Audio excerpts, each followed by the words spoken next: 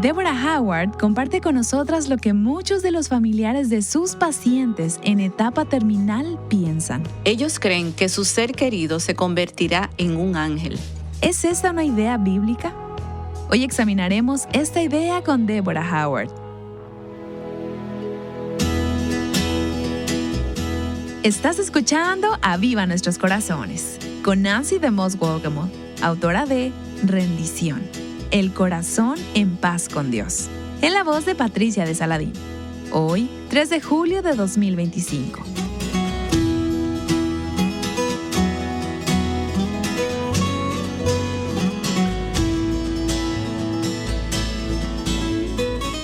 En la serie en la que estamos actualmente, Nancy ha estado conversando con Deborah Howard, autora del libro Sunsets, Reflections for Life's Final Journey.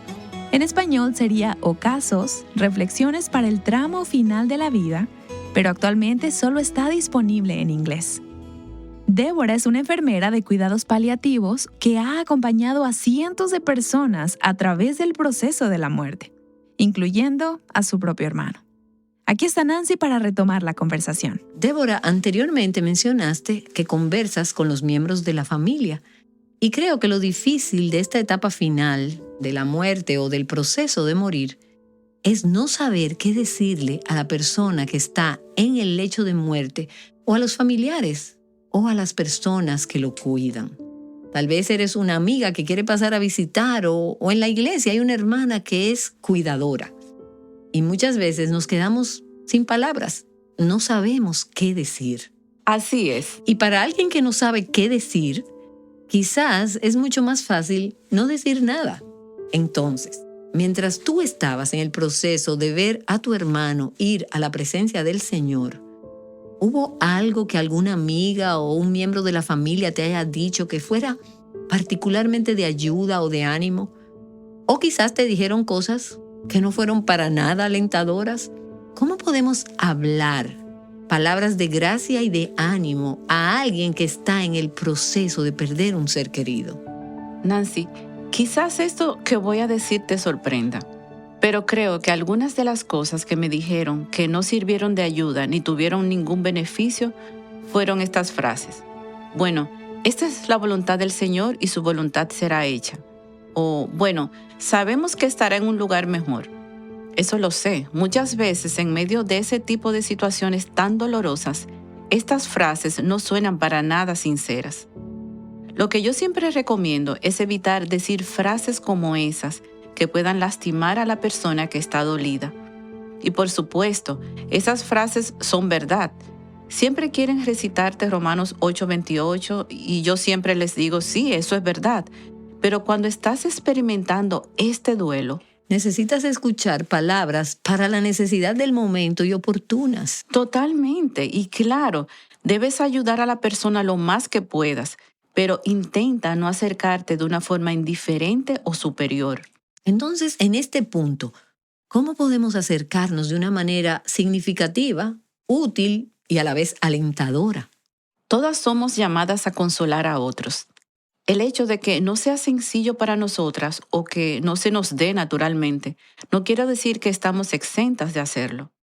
Uno de los propósitos del sufrimiento es enseñarnos a consolar a otras personas de la misma manera en que nosotras hemos sido consoladas. Y ese es uno de los propósitos que Dios nos da en las Escrituras. Y es por eso que cualquier cosa oportuna que podamos hacer para aliviar a la persona que está en duelo será de utilidad y de consuelo. En ocasiones puedes preguntarte, ¿qué puedo decir que haga una diferencia? Bueno, quizás nada, pero tu presencia en esos momentos dirá muchísimo. A veces un abrazo cálido puede transmitir que te dueles también. La mayoría de las veces, si eres sincera, puedes decirle a la persona que está sufriendo, no sé cómo consolarte, pero quiero que sepas que me duelo contigo. No sé qué decirte, pero quiero que sepas que me importas y estoy aquí para ti cuando me necesites. Esta forma de sinceridad trae consuelo, ¿no es así? ¿No te consuela eso? Así es, y una de las cosas que otras personas han hecho y que más me ha consolado en tiempos de pérdida y que yo puedo hacer y he podido hacer por otros es llevarlos al trono de la gracia. Absolutamente. Es maravilloso orar con ellos, abrazarlos, elevar una oración al Dios de toda consolación, al Dios de toda paz, al Dios de toda gracia, y decirle al Señor, Señor, no sé qué decir o cómo ministrar a mi amiga en estos momentos. No sé exactamente por lo que está pasando, pero tú sí lo sabes. Te doy gracias por tu cuidado y te pido que le ministres con tu gracia en esta situación y en estos momentos. Que ella pueda percibir tu presencia, dale de tu gracia. Y al encomendar a la persona al trono de la gracia, me convierto en un instrumento, en un canal en el cual Dios puede derramar su gracia, su consuelo y su paz en la vida de esta persona. En un sentido más práctico, hay muchas cosas que podemos hacer para ayudar a esa persona. Ser cuidador 24/7 es uno de los trabajos más difíciles porque causa mucha angustia y agotamiento físico y emocional. Así que cualquier cosa que puedas hacer para aligerar la carga es importante. Me encantaría dar algunas sugerencias, pero primero quiero aclarar que realmente es un lujo poder relajarse. Así que si puedes decirle a esa persona, por ejemplo, permíteme venir y atender a Juan, o yo me quedo con él, ve y relájate un poco, toma un baño caliente o una siesta. Una siesta es algo que un cuidador casi no tiene el lujo de tomar. Generalmente necesitan dormir. Entonces, el solo hecho de poder estar con esa persona es suficiente. No tienes que darle ningún cuidado de enfermería, sino simplemente estar ahí pendiente para que esa persona que amas pueda cuidarse y tomar un buen descanso. Otra cosa es ir al supermercado. Cuando estás encargada de una persona 24/7, nunca hay tiempo para salir al supermercado. Así que puedes llamar y decirle, voy al supermercado a comprar algunas cosas. ¿Qué te llevo? Y asegúrate de que entienda de que tienes la iniciativa de llevarle algo, porque si le preguntas, ¿Necesitas que te compre algo? exacto, si le dices, cualquier cosa que necesites, llámame o déjame saber, no te llamará. Pero si llamas para ayudar en algo en específico, entonces ahí realmente los puedes ayudar. Ellos te dirán, por ejemplo, sí, necesito leche, pan y huevos.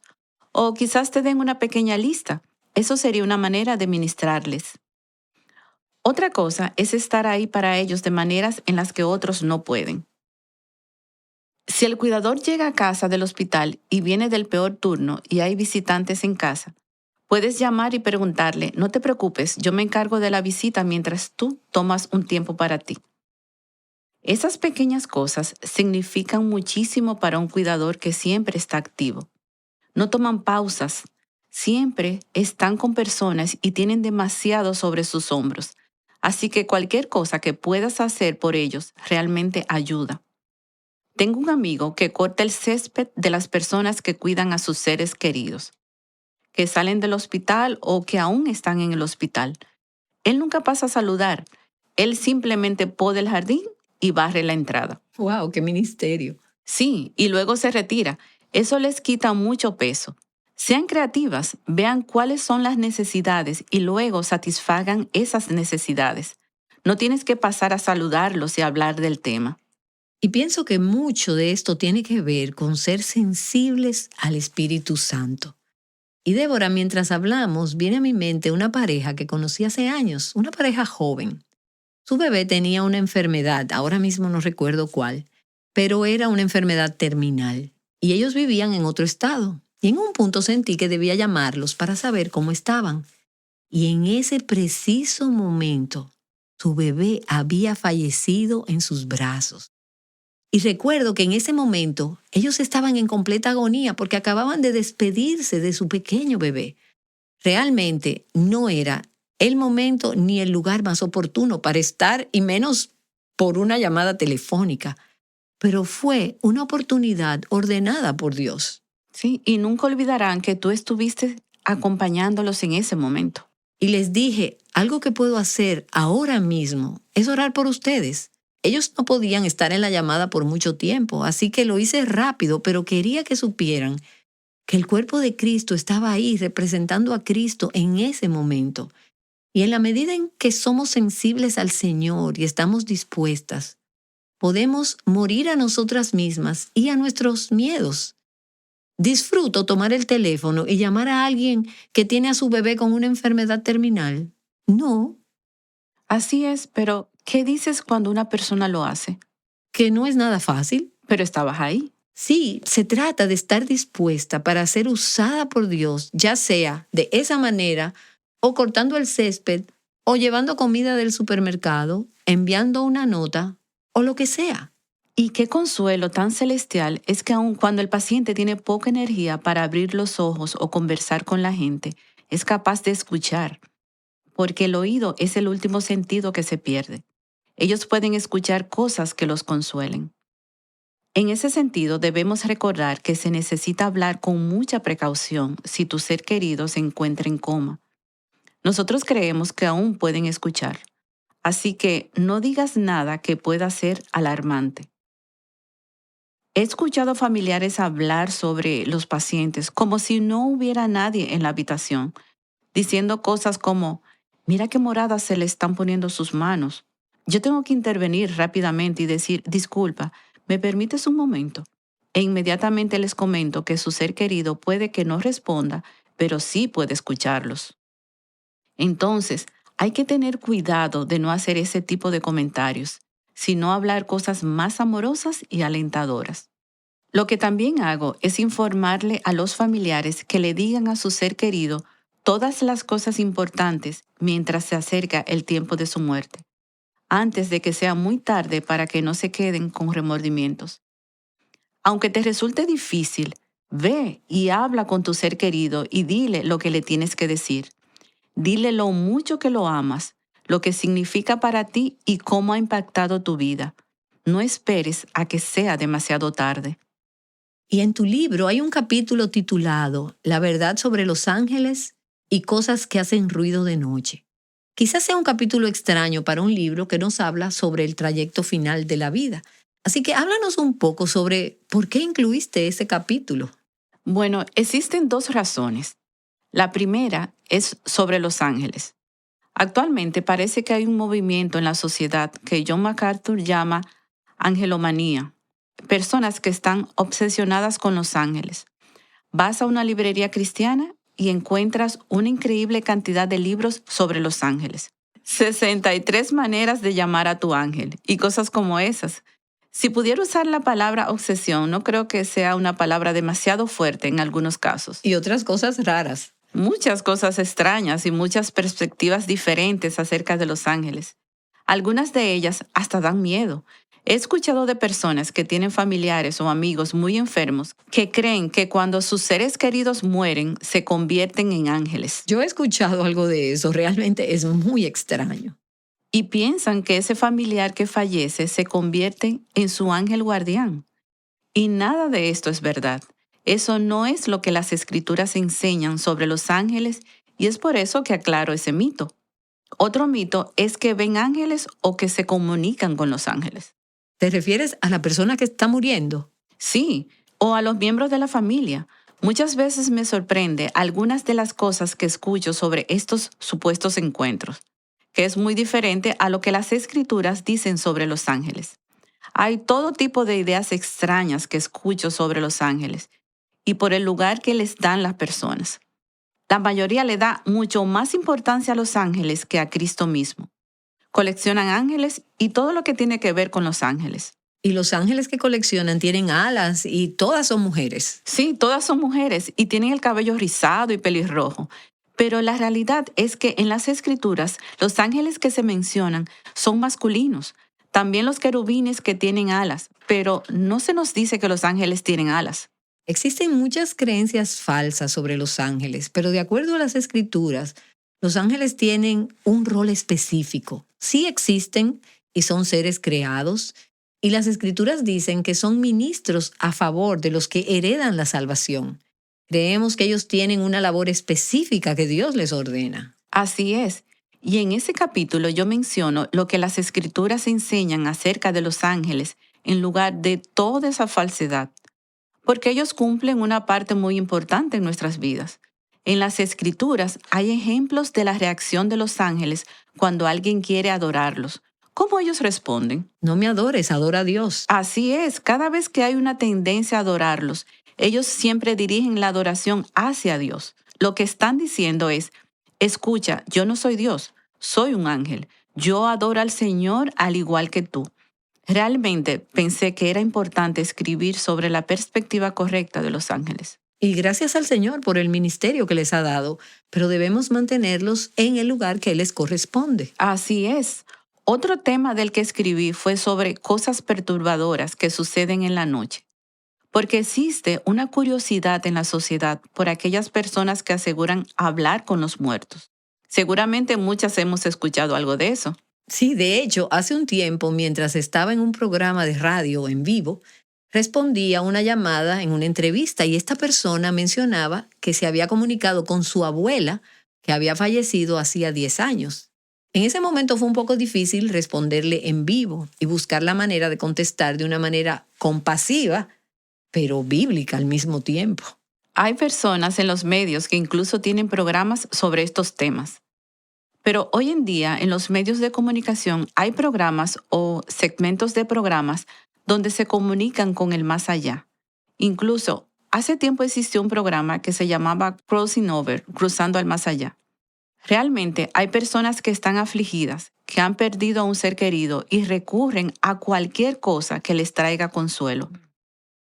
Esta es un área que yo quería aclarar sobre no recurrir a este tipo de consuelo, porque se considera ocultismo.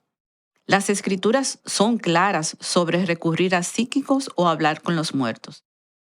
Es un capítulo muy corto del libro, pero quise dejar claro que no debemos buscar consuelo de esa manera. Y lo maravilloso es que la palabra de Dios nos dice dónde debemos buscar consuelo. Y es solo por medio de Cristo, quien es la cabeza y está sentado a la diestra del trono de Dios Padre en los cielos. Podemos encontrar consuelo únicamente a través del Dios de toda consolación, el Dios de toda gracia y el Dios de paz que ha prometido estar con nosotras cuando atravesamos por el valle de sombra de muerte.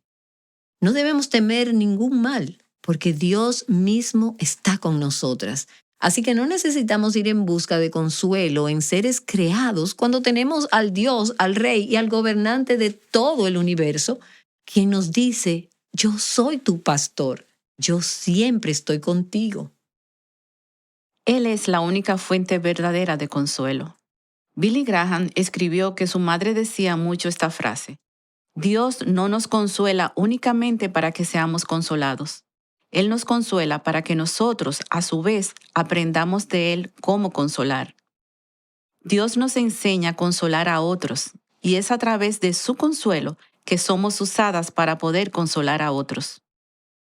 En mi libro, yo lo llamo la continuidad del consuelo, porque es un regalo que se continúa obsequiando. Así que el consuelo funciona. Somos consolados. Y esto, a su vez, nos enseña cómo consolar a los demás, lo que también enseña a cómo consolar a otros. Es un círculo continuo de consuelo que podemos obtener porque está provisto por Dios en las Escrituras. ¿Y qué piensas de hablar con los niños? Si su padre o su madre o alguien muy cercano a ellos está muriendo, ¿cuál sería la manera apropiada de ministrar a los niños que están siendo impactados por la pérdida de un ser querido? Bueno, déjame decirte que la manera más inapropiada y el mayor error al manejar este tipo de situación es mentirles. Ser honestos incluso con los niños pequeños es muy importante. La mejor manera de abordar la situación es siendo honestos. Cuéntales lo que está sucediendo. Y si es posible, háblalo en un contexto espiritual. Pero no le digan, están durmiendo. Han sucedido incidentes donde los niños se traumatizan y no quieren dormir de noche, porque creen que nunca se van a despertar. No les digan que su ser amado se va por un tiempo, ni tampoco la abuela solo va de viaje, porque ¿qué sucederá la próxima vez que el padre se vaya a un viaje de negocios? Bueno, pensarán que nunca más lo volverán a ver. Ellos pensarán lo peor. Los niños entienden la verdad si se les presenta correctamente. Ellos lo manejan mucho mejor de lo que piensas. Así que mi consejo es, sé honesta con ellos. Diles lo que está sucediendo, porque así le muestras respeto y también previenes que en el futuro tengan interpretaciones equivocadas que los puedan impactar de manera negativa. Y otra cosa que pienso es que por lo fragmentadas que están las familias hoy en día, es muy probable que hayas visto tensión y estrés en las relaciones familiares alrededor de la persona que está en un proceso terminal, que está muriendo. A veces es muy interesante. ¿Has tenido la oportunidad de ver cómo Dios trae sanidad o reconciliación mientras se acerca al final? Como enfermera de cuidados paliativos, he tenido que mediar y decirles que cualquier diferencia que exista entre ellos, deben recordar que hay un propósito en este momento. En cierto modo, me siento como la madre que habla a sus 2 hijos o algo así. Pero es importante que se den cuenta de que hay un momento para discutir eso, pero que no es este. Tienen que unirse con el objetivo común de presentar un frente unificado a este paciente que se está muriendo. En ocasiones he visto que las personas son inoportunas. A veces he tenido que pedirle a ese familiar que se retire para que haya un poco de paz. Parte de mi trabajo como enfermera es hacer todo lo posible para que el paciente esté tranquilo. Así que si hay una persona que está incomodando a los demás, en lugar de traer calma, en ocasiones he tenido que pedirles que se retiren. Pero no lo hago por mi cuenta, sino que siempre le pregunto a un miembro de la familia, ¿me permites decir esto? Es más fácil que lo haga yo a que lo hagan ellos. Puedo recordar algunas ocasiones cuando hacen las paces y el paciente fallece y luego salen y dicen, todo está perdonado. Sabes que te amo. Sé que no hemos hablado, pero he visto mucho esto. Y aquí el punto es que no esperes hasta que la persona esté muriendo para hablar. Exactamente. Ve y hazlo hoy si puedes. Muchas veces te quedas con remordimientos innecesarios. Lo pudiste remediar y no lo hiciste. Así es que no esperes a que sea muy tarde. Ve y habla con tu ser querido ahora. Mi abuela a menudo me decía, no me mandes flores cuando yo ya no esté. O no me mandes flores a mi funeral, mándamelas ahora. Así que yo lo hacía. Mientras ella pueda disfrutar de su aroma. Exactamente. De vez en cuando, aunque no fuera una ocasión especial, le enviaba flores a mi abuela. Era un pequeño detalle para darle alegría a su vida. Hacer eso es algo realmente bueno, muy bueno. ¿Tienes alguien a quien debas escribirle una nota hoy? ¿Alguien a quien debas pedirle perdón? ¿Alguien a quien debas perdonar? ¿Alguien a quien debas enviar flores? ¿Unos padres a quienes debas visitar mientras tengas la oportunidad? Dios nos ha dado este día y una oportunidad para que esas relaciones sean como deben ser. No esperes a que llegue el momento en que ya no puedas hacer nada al respecto. Ella es Nancy DeMoss Wolgemuth hablando con Deborah Howard sobre lo que todos enfrentaremos algún día. Deborah y Nancy nos han ayudado a prepararnos para la muerte, para nuestra muerte y para la de alguno de nuestros seres queridos. ¿Y tú, estás preparada para morir? Mañana Nancy y Deborah nos ayudarán a vivir el día a día con propósito, de modo que estés preparada para el final de la vida. Te esperamos aquí en Aviva Nuestros Corazones.